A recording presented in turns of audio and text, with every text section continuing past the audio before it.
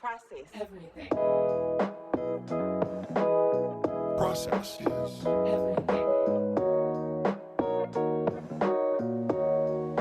Process. Everything. process is Everything. Everything. is process everything. Everything. Process is everything. Well, hello, folks, and welcome to the podcast. It is the Process is Everything podcast. If you don't love process like I do, I don't know if I want to be your friend anymore.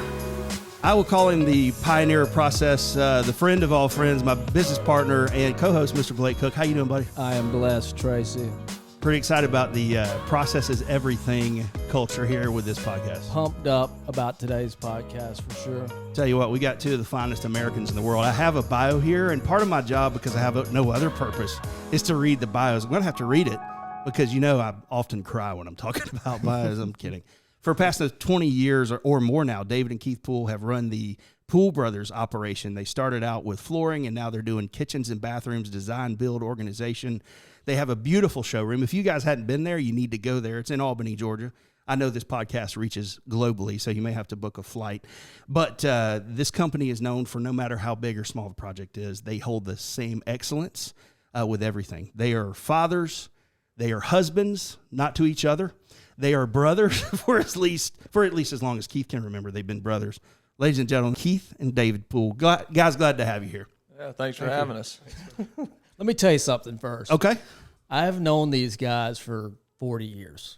We went to church. We grew up at church together. These two guys are two of the best ballers on the planet that you have ever seen. Go into that a little bit. I have seen NBA players walk on the court, see the Poole brothers on the court, and walk out in fear. Spud Webb. There was a sign at the church basketball court on the goals that said, "Hey, no dunking."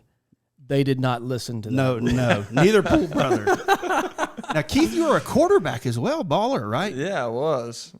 Or I tried at it anyway. I don't know, man.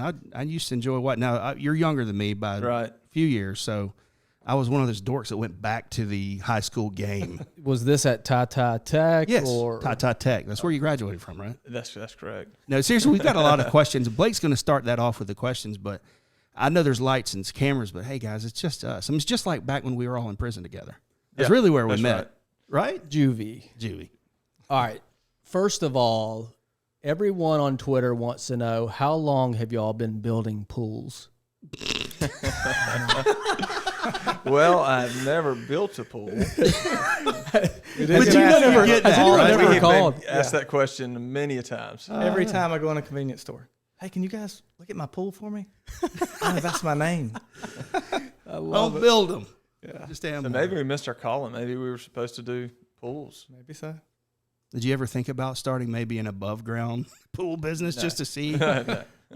That business is drowning. So anyway, what we want to do is talk about you guys. You have a fantastic business. You have a great reputation for the quality of work that you do, the craftsmanship. I know a lot of people who have used you guys.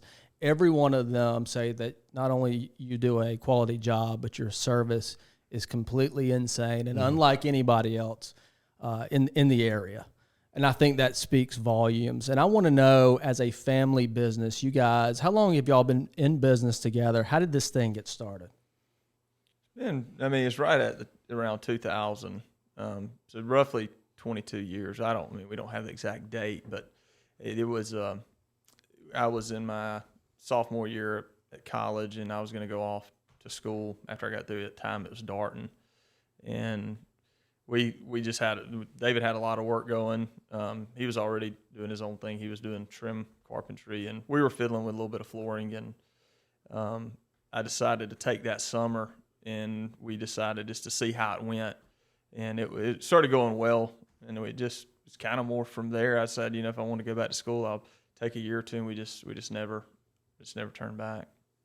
So you say going well. What was the first dollar that you made? I mean, owning a business, Tracy and I have owned businesses for a long time, and you guys have too. A business is a roller coaster. It's completely insane, right? Mm-hmm. You never turn back. What was the first dollar you made in business? I mean, what did that look like? What was the job? Well, the only one I can remember would be, I specifically remember when we did that job. It was the first customers, the Wilsons, and we did it. I think that was the first job we really did together. So back then I was actually working for David, and we would trim, and then when we'd have a flooring opportunity, we would do it together, and we'd split it.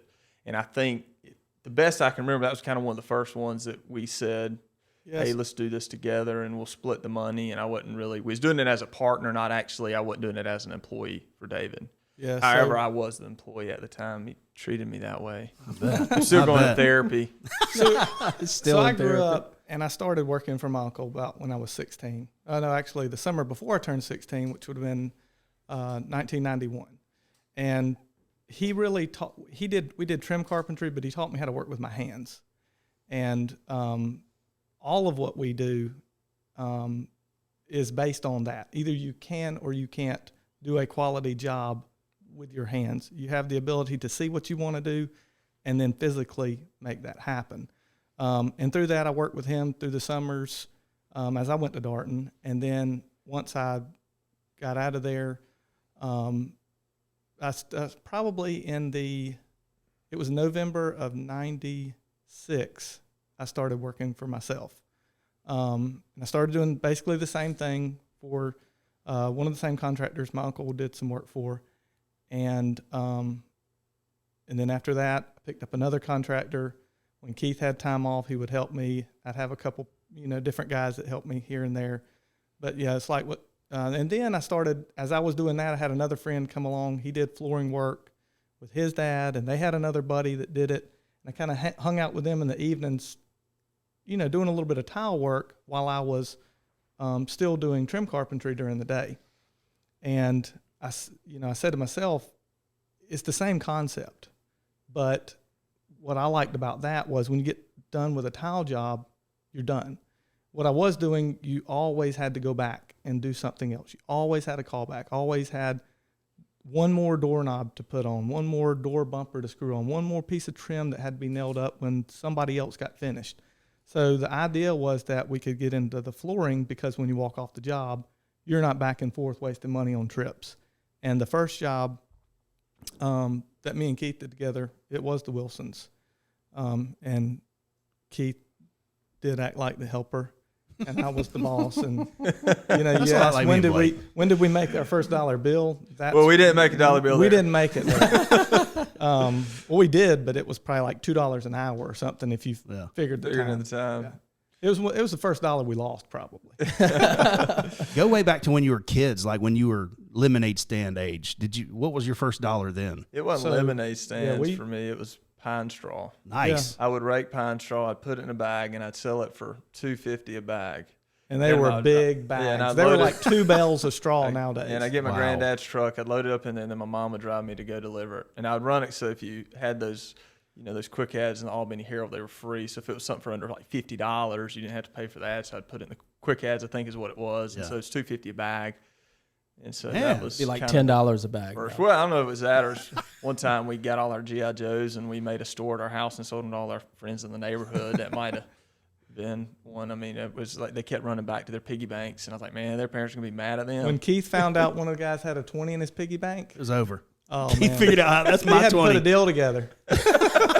Was there ever a time in your business where you thought that maybe we're not going to make it? Maybe I'm going to have to go get a job and work for somebody else. Selling G.I. Joes again. Yeah. Not really. I mean, there's times that we've gone from doing trim work to doing tile work. Then we started doing more flooring work, and then now we're where we are now doing kitchens. Every time you transform, it's like you have to learn that new model, I guess. You have to get back in your groove. And every time that happens, things do get a little bit tight, and so it's always that, is this the right thing to do? Do we need to keep going this route? We were doing better over here. Yeah, but it could turn into something better if it keeps going this direction. So it's kind of one of those things. It's never been, am I going to go back and work for someone else? It was always, at some point in my life, will I need to put my tool belt back on permanently? Do I put my knee pads back on? Get back on the floor? And there are times when I mean, I swing a hammer. I get on the floor and do work. You know, it's not as much. It's more nowadays about, you know, training people to do that. So you are there, but for us, I don't think it was ever, we're going to have to go back to work for somebody.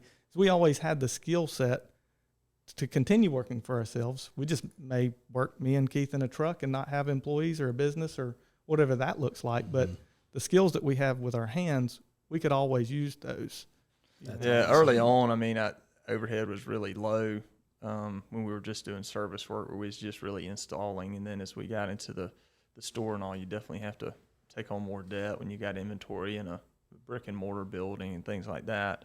But, you know, at the end of the day, it never, you know, quitting has never crossed my mind. It's always just, you're going to do what it takes. And I mean, that's just how it's always been. I mean, if it takes 80 hours, it takes 80 hours. Now, I don't want to work 80 hours every week, but if I got in a pinch and, you know, if the work was available, you know, thankfully in our life, there's always been work there to do.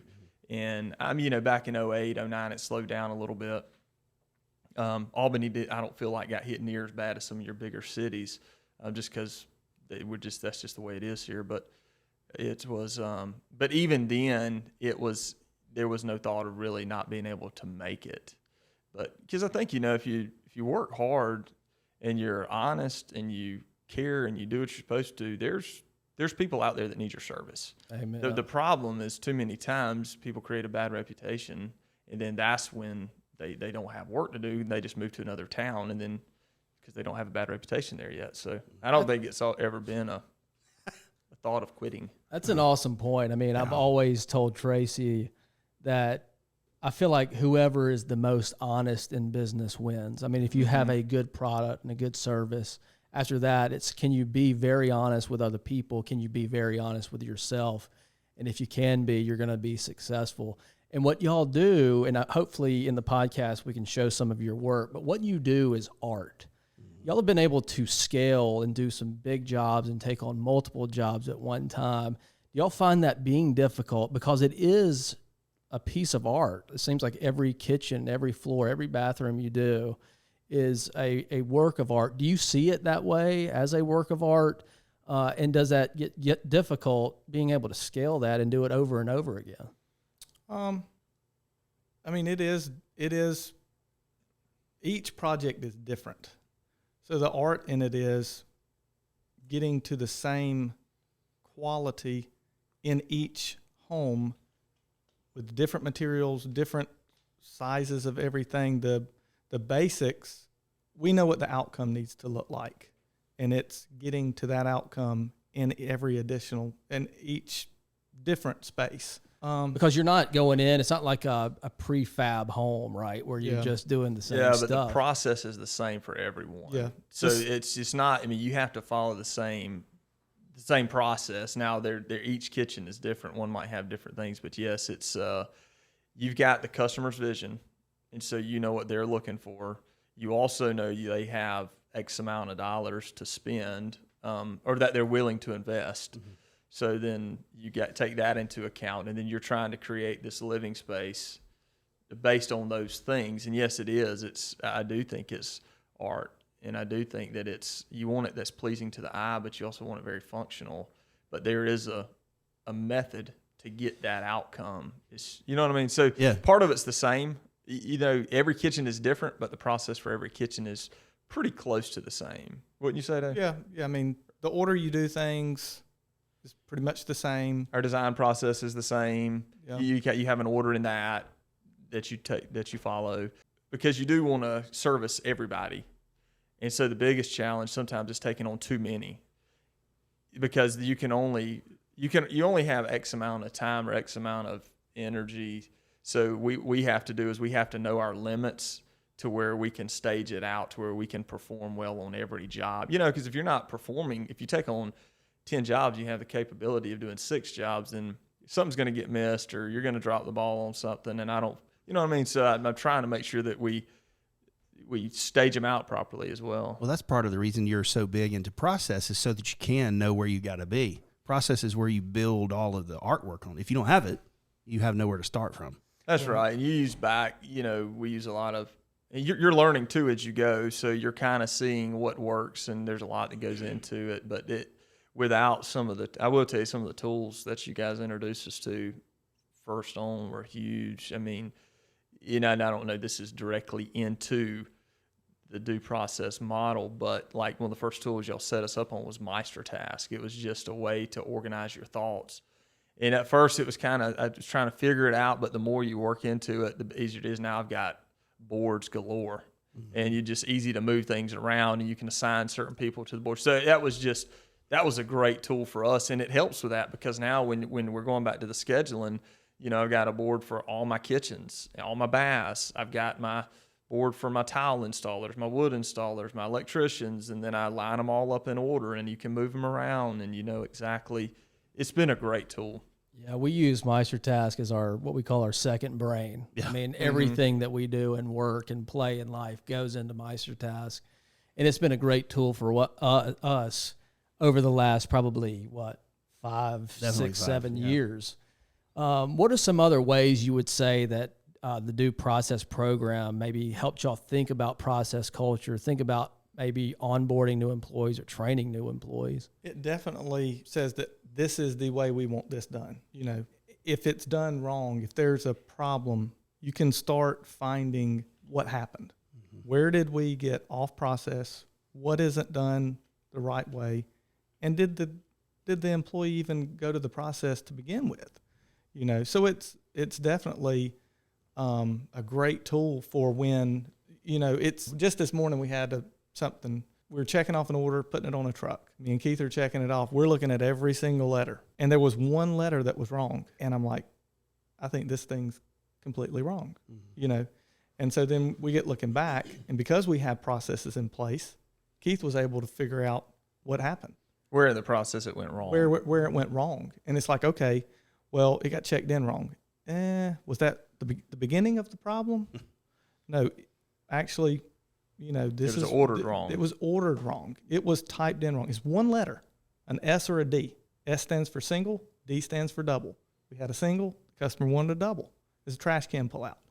So, and then it was checked in wrong, so it was missed there. Then it was labeled wrong in the warehouse. And it almost went on the truck wrong had I not looked at the ticket. We had paperwork, and I'm looking at our paperwork and the thing to figure out what, Thankfully, that was a minor thing and that won't cost too much. But for me, a lot of it's been being able to standardize things. For example, like there's some tasks I only do once every 5 months. And so what happened was every 5 months I was doing them a different way. And I was like, well, how did I do it last time? I can't remember. And then it confuses my team because, well, Keith, you did it this way this time. You did it this time this way. Like, how do we know which way to do it? Which way do we want it done? So for me, it was like being able to sit down. All right, I got to do this task. What way do I want to do it moving forward? All right, I capture it, get the video, capture it. And from that point forward, I do it that way. And believe it or not, I probably use our processes more than anybody because when I go to do that task 5 months down the road, I will go back and watch that process to remind myself how I did it. I don't need to be using my brain energy to try to store all this information when I can have it at my fingertips. That's awesome. Yeah, that was a big thing. The first time we met with you guys, first exercise you had us do was take a piece of paper and brain dump. And it literally, when I brain dumped, I felt free. It was weird because I've never done, I make lists all the time. And I still do lists. If I'm riding up the road, I'll, jot something down. Or if I'm on a project, I'm making a list or whatever. So I've always done lists, but making a list of things that were across every aspect of my life. Hey, I got shoes that I got to pick up from Rabbit Man on this date. I got treehouse I'm building for the kids. Don't forget about that. My wife wants me to change this light bulb. Oh yeah, and I got such and such kitchen that needs 2 more doorknobs put on or whatever. So you have this huge list, and then you took that list after our brains weren't clogged. And that's when we started the Meister Task, and then you start putting those into categories. So you categorize what's all inside your mind. I was forgetting things before that because I had so much on my mind, and it was just all here. It's just all rolling around, and I'm catching. You're scared you're going to forget about it. You're scared you're going to forget. You live scared that you're going to forget something. Yeah, You know? it creates stress. I mean, those thoughts, always see all of those thoughts that are in your brain as a voice that's talking to you. And so at any given time, we could have 200 to 400 voices speaking at the same time going, hey, I need to pick up the shoes. Hey, I need to go get milk. Oh, yeah, this customer called. I need to call them back. And so there's freedom in being able to dump things out of your brain and create that freedom that gives you creativity. And that's why I love what you guys do, because it is art. And I feel like the more cushion you make for process, the more creative you can be when you're on the job and when you're actually starting to build these things. Y'all were talking about working together, but one thing we wanted to talk about was employees, and it's very difficult right now for a lot of business owners to, one, find good employees, and two, retain good employees.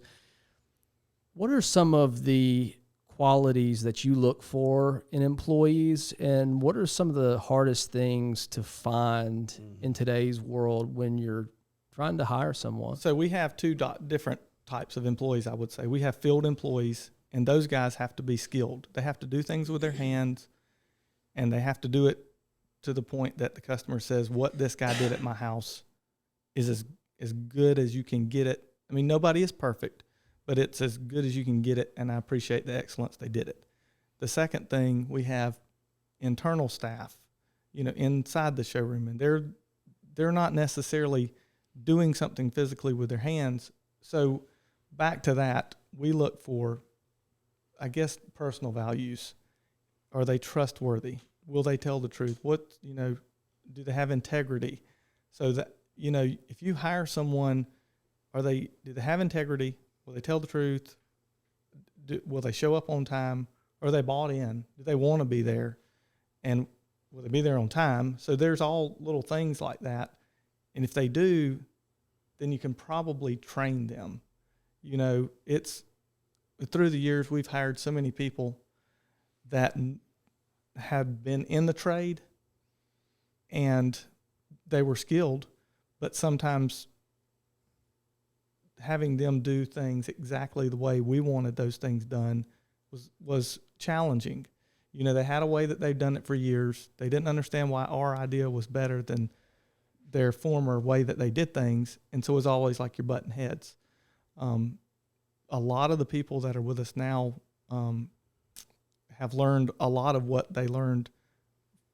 A lot of things. They were willing to learn, I guess I would say. Even if they knew some things coming in, they were willing to say, hey, I'll just do it your way and we'll see how it goes.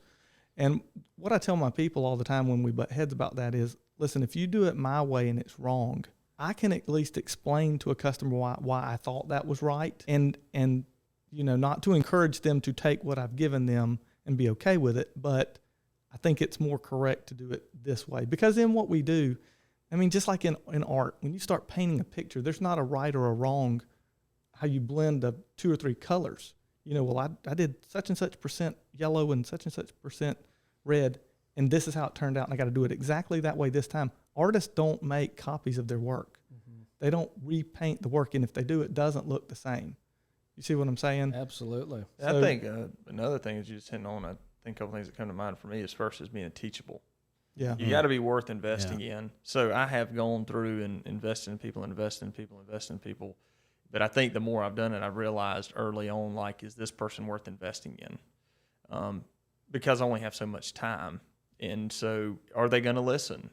And so I think that goes back to I want to see that they're humble, they're teachable, that they have some passion about what they're doing. I don't want somebody it's just a job, so we want them to be passionate. And I would say a lot of the people we have now on board, they enjoy doing what they're doing. They see it as artwork too, a lot of them. Yeah, we have a great team and they're grateful. It works well. The thing that is funny though is, I do see this, and I try to tell, younger staff this, but it seems like the longer people are there, the dumber I become, and I don't know what I'm talking about anymore. So I try to have to remind, because when you came and you knew nothing about it, you were very humble and you listened to me.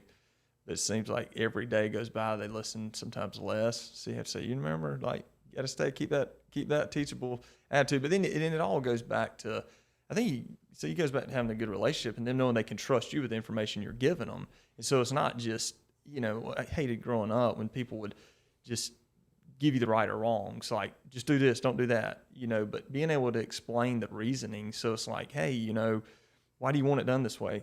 Well, let me ask you this. Do you want to make more money? Yeah, I want to make more money. So if the way I show you to do it can make you more efficient and it can double your salary, would you want to do that?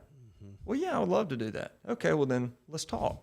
Right. So sometimes it's having to help them see the value. Is we're not trying to teach people because we just want to waste our breath. I mean, for one, we're trying to make the team better. We're trying to create a better product for the client, but we're also trying to help the employee or the team member. We're wanting them to help them get better, meet their financial goals in life. And I think too, with a successful business, it all starts with leadership. And when I look at you two, and y'all probably don't see this a lot of times in the mirror, but when I look at you, and I think when your employees look at you too, they think leadership. I think both of y'all are great leaders in your own areas.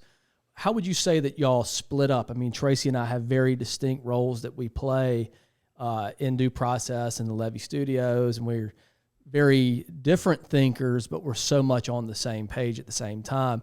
How do you guys interact with each other day to day? Does it get frustrating? What are some of the frustrations? What are some of the good things that happen being brothers and working together?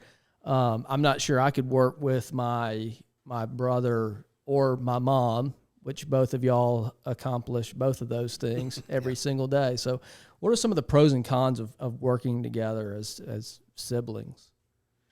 Well, it's definitely a challenge. I think one of the good things is because we've had other partners that wasn't my brother, and I think some of those times you're not willing to say things that you should say to get them out in the air, just so you can clear the air and get your mind free and just move forward. So you're harboring thoughts and you're building resentment and you're not even knowing you're doing it. You know what I mean? But Absolutely. So like with David, I mean, we're just very transparent, and we'll get at it, there was one time we was going out of town. I forget, I think we was driving to Orlando and we went to Sylvester and he was like, man, if you don't stop, I'm turning around. I'm not spending 3 days with you. It's like, get off my case, but we was able to just have it out and still be brothers and move forward. But once you have it out, there's nothing left to say and there's no question, there's no harboring feelings. Mm-hmm. And one thing we learned too is, this took years and years to do, but one thing we did is, even though we are brothers, we're very clear about like our roles and what we're doing, and we're very clear to the point with how we pay ourselves and vacation time and everything's accounted for, because you just don't want that animosity. Well, I think he got one more day than I did, so you have to put guardrails in too. But I think the biggest thing is like I think we're not giving up on each other in life as brothers. So you're there. You know what I mean? So It's, I think with a friend, sometimes if you got mad, it's easy to kind of walk away, wash your hands, and you're kind of done. But that, I think to me, that's one of the big things. Our dad did work for us for a while, but he taught us to be hard workers. Mm-hmm. He instilled in both of us that, we were raised going to church our entire lives. My oldest friend, I went to church with him when I was about a week old, and we're still great friends today. We're going camping and fishing a week from today. It's an annual trip we do. So that's how long. So what I'm saying with all that is, we both have the same mindset when it comes to how hard you should work, telling the truth, being honest, and we'll air our feelings. It's been a long time, but back in the day when we were first couple of tile jobs, we got on a job and got to throwing buckets and stuff at one another. We were hollering and throwing. We don't do that anymore. You just wrestle now, right? Well, we close the blinds and get in one of our offices and lock the door. And whoever makes it out wins. Right. Yeah, there you go. Last man standing. That's right. But it was very important. Nobody sat us down and said, hey, these are some things you need to do. This is how you do this. We've had Keith's done a lot of coaching, and that was very good. You guys have helped us with stuff. And then through the years, we've hired people that showed us how they did stuff. We took what they did and learned it. But it's I guess the main thing is it all goes back to we were both raised under the same roof. So the way that we were close. I mean, we have a picture in our showroom of both of us working at our clubhouse when, God, you had to have been 4. Yeah, the funny thing mean, is and I was was using maybe- a broom. So I always tell people I'm still cleaning up behind his messes. And that was one of the first things we did. So Keith did pine straw. I helped a little bit with that. But my grandfather, so we're actually, I would say we were 3rd generation in residential home work in our area. My grandfather was a bivocational minister. He worked at Giles Builder Supply. He preached at a church.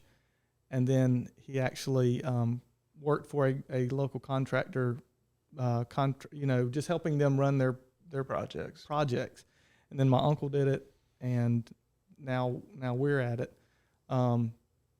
But my grandfather, when we were young, he'd load us up in the truck and he'd drop us off at these houses with a broom, and we'd get paid, I think, $25 to clean out a house. And me and Keith are like, I wonder how fast we can do this. But I mean, we didn't leave stuff in the corner. We got a And system, so we I'd had go a in and I'd do system. the corners, and he'd do the push broom, and we had it down to an art. I mean, we knew how we could And do if that. we had 3 or 4 lined up, we could make us $100 in an afternoon. You know, Heck yeah. we're high rolling. And now it's backsplashes and flooring Yeah. and things that really matter. But going back, you two, I always thought that core values were fluff in a business. I've been a business owner for probably 15 years. I've always loved business. I love business processes. And core values was one of those things that I always just kind of bypassed. I never did until the last few years inside of the business. And now I see how important core values are, because you do have to have that thing in common every single day when you walk in, and making sure not only are we together on these core values every day, but our employees on board with these core values as well. Tell us some of your core values at your business. I don't want to bore everybody, but I think this is a big deal for especially people who are listening that are business owners. I want to hear about some of your core values and some of the things that mean the most to you every single day when y'all walk into work. Should have brought the list. Always doing the right thing. Yeah, that's one do the of right them. things. And that's whether you're just straight up truthful about whatever a situation is, or if it's, sometimes you honestly tell somebody they screwed something up and they got to fix that. But by the same token, you need to take that and say, you know what, I didn't do my best. I think doing your best work. Doing your best work, helping each other thrive. That's being a team player.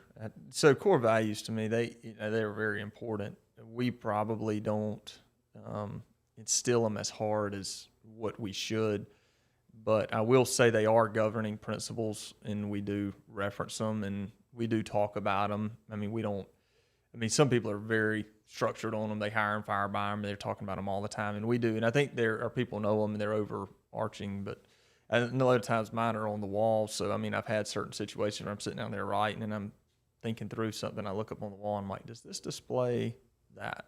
Because I'm the leader, I have to lead in it. One of the challenges with core values is we've had this, and this is why I didn't do them for so long. And since we did them, this has actually happened. You get a couple people throwing them up in your face, and it's like, well, that's not really, I don't know that necessarily say we're not meeting the core values. Maybe that situation could have been done a little differently, but I think it continues to hold me to a higher standard to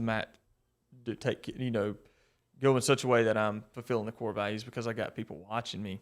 No, I don't think we're not harping on them, but we have them posted in every office. We have them posted down the hallway. They're in the break room. Mm-hmm. They're around. People are seeing them. They read them Mm-hmm. because when they'll call you out on them. They'll keep you straight. But I think when we hire, we try and look at that person that's coming in and saying, do they have what our core values are? If somebody doesn't have honesty, you're not fixing to teach them that. Mm-mm. That's just who you are. If you don't have it by now, you're probably not going to get You're it. not going to get it. Nope. And nowadays it's so hard. I think for me, sometimes you almost have to give somebody a chance sometimes. Everybody, when I interview, they are the best. They can do it all. And I'm like, that's awesome. We're going to see. I give it 30 days and come up with an agreement of something you're willing to pay for 30 days and something they're willing to work for 30 days and assess it and see if they can really do what they can say they can do. And then you kind of start understanding their character and things like that. Most of our hires, though, comes from referrals or people we know. So there's some background to it. We don't do a lot of hiring. So I'm not, fortunately, most of the people we hire, we do have some background to them. And you do want someone with those values. So, I've noticed with any business owners with some semblance of success, I find that they have some routines. They're doing routines. What does your daily routine look like? What are some things that you do that you feel make you successful in those routines, or some different things that you do, maybe that's different than other people or business owners? So for me, I am a believer in Christ and the Bible, and so the most important thing for me in the morning is starting my day with Him. I feel like He is the creator of time and He's the sustainer of time, so I give my first time to Him because I think everything flows from that. So the first 45 minutes to an hour of the day is spent with journaling, reading, and prayer.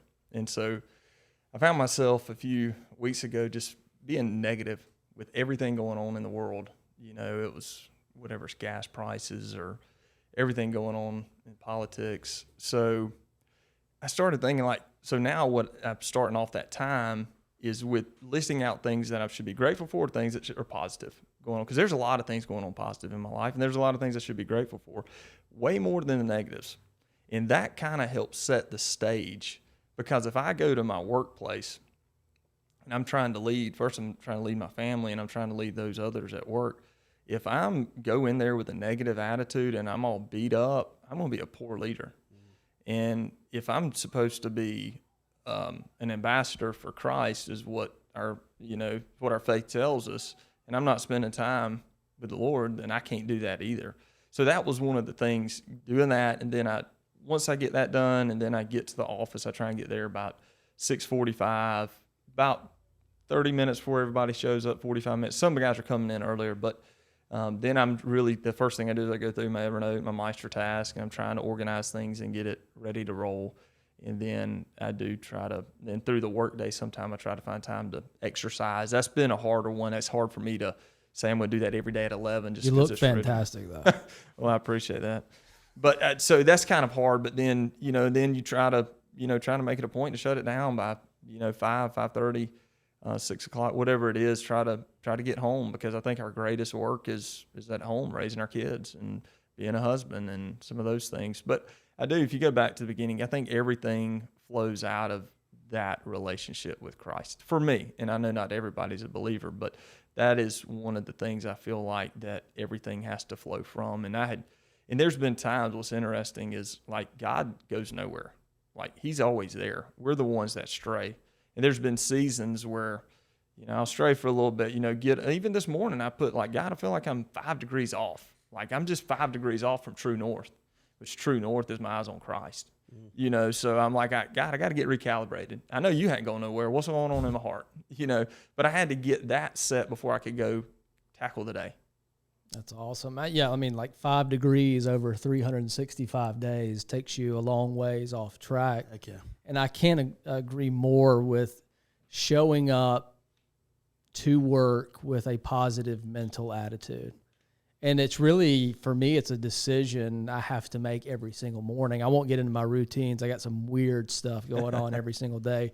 Tracy and I are both believers too, and I agree with that as well. But showing up and having a positive attitude is going to change your entire day, sometimes your entire week. And it is a choice that you have to make every single day when you wake up. You want to tell us your routine? I don't have the same routines. I am a believer as well, and I do, a lot of times I'll wake up at night thinking about things on jobs. And I'm thinking about issues or things that didn't get done or things that need to be done. And a lot of times in those times I can't sleep. So sometimes I put myself back to sleep just praying about those things. Hey, got all this stuff on my mind. I don't want to do something wrong. I don't want to do something that a customer doesn't want, that's not right for their house or whatever. So I'm constantly worried about those things, but the more for me that I let those things, I'll pray through those things, and I'm on my way to work. A lot of times, I like to listen to the radio, but a lot of times I'll turn it off, and that'll be not every single morning, but a lot of mornings I will pray on my way to work and try and just declutter my mind or get in, like Keith saying, in that positive mindset. This is not difficult for that switch to be flipped as soon as you walk in and somebody's late or somebody didn't do what they were supposed to the day before, or they didn't tell you there was an issue, or there's just so many things we get hit with every single morning. That switch can be flipped so easily, and it does a lot of times. But having your mindset in a positive place to begin the day is very important. That's awesome. Real quick before we go to this last segment, I wanted to talk about this process that y'all created. Y'all have created this kind of phased out plan interacting with your customers. Mm-hmm. Tell me about that unique program that y'all have created. I think it's been an awesome success for you guys. Yeah, so we've basically just taken everything from the first phone call till, I guess, even through warranty, and just kind of jotted down the journey. And we broke it up into 4 phases. We covered discover, design, deliver, and delight. And so, that discover phase is, you're discovering what the client needs, and they're discovering you and your business and the cost associated with what their need. And then you move into your design phase, and we have that all scripted out for how the meetings take place. Some they differ. Some, the order don't change, but some jobs take 2 meetings, some take 4. Right. And then you go into your deliver phase, which is the construction side of things, and then you go into your delight, which is their enjoyment. And it's a lot of times you're trying to, as you're going through all of those things, there's certain parts that clients like more than others. It's fun picking the stuff out. And then you get into construction, and it's not really fun when you got dust and your house is torn up. And then they usually start having fun when they start seeing things go back in again. So, and then, of course, at the end of the day, when your kitchen's done or your project is done, you really, that 10, 12 weeks, 2 months into it, it's just done. You know what I mean? It's like we had to redo our kitchen one time, and it was because of a water leak, and it took us 14 weeks, and we've got 4 kids, and we had no kitchen sink, and we were having to have a makeshift kitchen, and it seemed like eternity. But, once the kitchen was done, we're enjoying the kitchen. It's done. I forgot about it.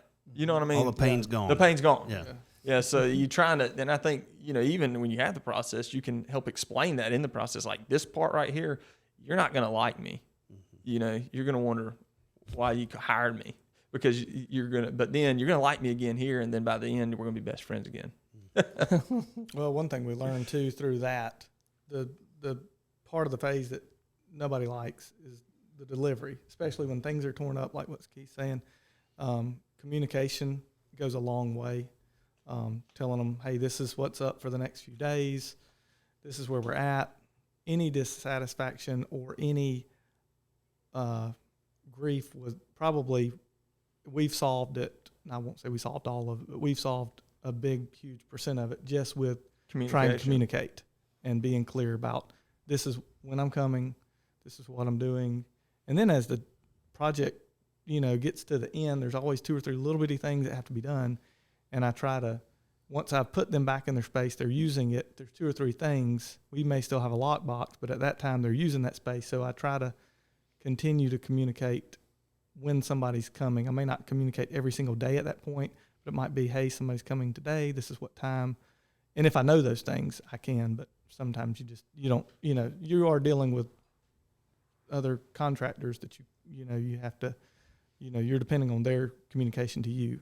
I think outside of your quality of work, that's what I've heard the most about Pool Brothers, is how well you communicate with your clients. I think that's huge in any service industry, is to be able to communicate with people well and set those expectations of what's going to happen up front.